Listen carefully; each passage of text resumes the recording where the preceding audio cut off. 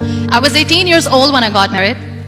I belonged to a very conservative family, a Baloch family, where good daughters never say no to their parents. My father wanted me to get married, and all I said was, if that makes you happy, I'll say yes. And of course, it was never a happy marriage. Just about after 2 years of getting married, about 9 years ago, I met a car accident. Somehow my husband fell asleep and the car fell in the ditch. He managed to jump out, saved himself. I'm happy for him. But I stayed inside the car and I sustained a lot of injuries. The list is a bit long. Don't get scared. I'm perfectly fine now.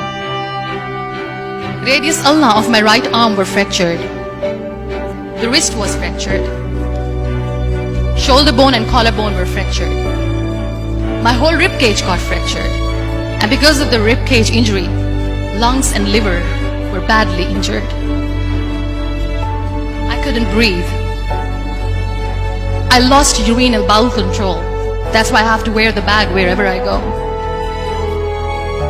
But that injury that changed me and my life completely as a person, and my perception towards living my life, was the spine injury. 3 vertebrae of my backbone were completely crushed, and I got paralyzed for the rest of my life.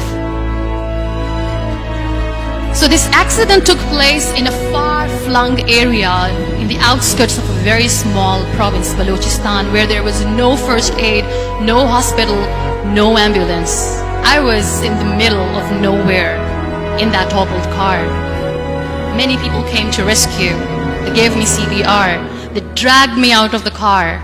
And while they were dragging me out, I got the complete transection of my spinal cord. I finally ended up in a hospital where I stayed for 2.5 months. I underwent multiple surgeries. Doctors have put a lot of titanium in my arm. There's a lot of titanium at my back to fix my back. That's why people in Pakistan call me the Iron Lady of Pakistan.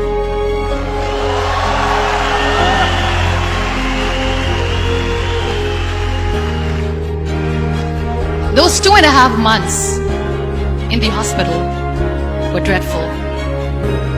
I will not make up stories just to inspire you. I was at the verge of despair. One day, doctor came to me and he said, well, I heard that you wanted to be an artist, but you ended up being a housewife. I have a bad news for you. You won't be able to paint again because your wrist and your arm are so deformed, you won't be able to hold a pen again. And I stayed quiet. Next day, doctor came to me and said, your spine injury is so bad, you won't be able to walk again. I took a deep breath and I said, it's all right. The very next day, doctor came to me and said, because of your spine injury and the fixation that you have in your back, you won't be able to give birth to a child again. That day, I was devastated. I still remember, I asked my mother, why me? And that is where I started to question my existence. Why am I even alive? What's the point of living? I cannot walk, I cannot paint, fine, I cannot be a mother. And we have this thing in our heads, being women, that we are incomplete without having children. I am going to be an incomplete woman for the rest of my life. What's the point? So my mother said to me, this too shall pass. God has a greater plan for you. I don't know what it is, but He surely has.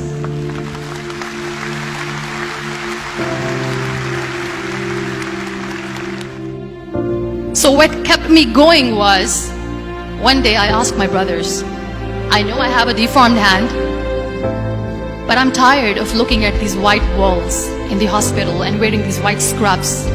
I'm getting tired of this. I want to add more colors to my life. I want to do something. Bring me some colors. Bring me some small canvas. I want to paint.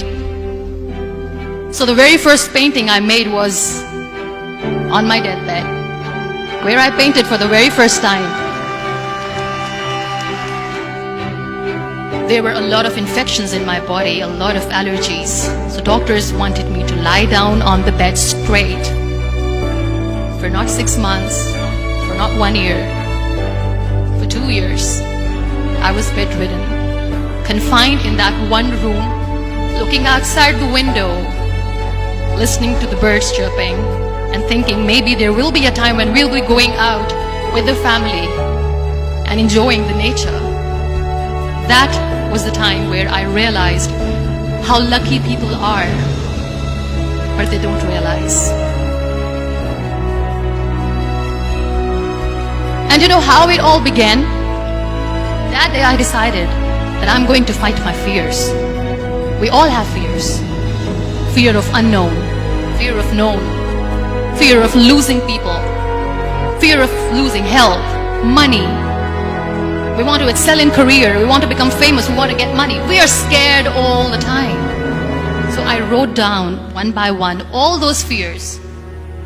And I decided that I'm going to overcome these fears one at a time. Do you know what was my biggest fear? Divorce. Work. But the day I decided that this is nothing but my fear, I liberated myself by setting him free. And I made myself emotionally so strong that the day I got the news that he's getting married, I sent him a text that I'm so happy for you and I wish you all the best. And he knows that I pray for him today.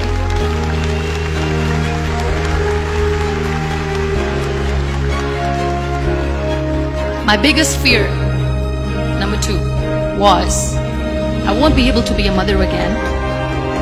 And that was quite devastating for me. But then I realized there are so many children in the world, all they want is acceptance. So there is no point of crying, just go and adopt one. And that's what I did.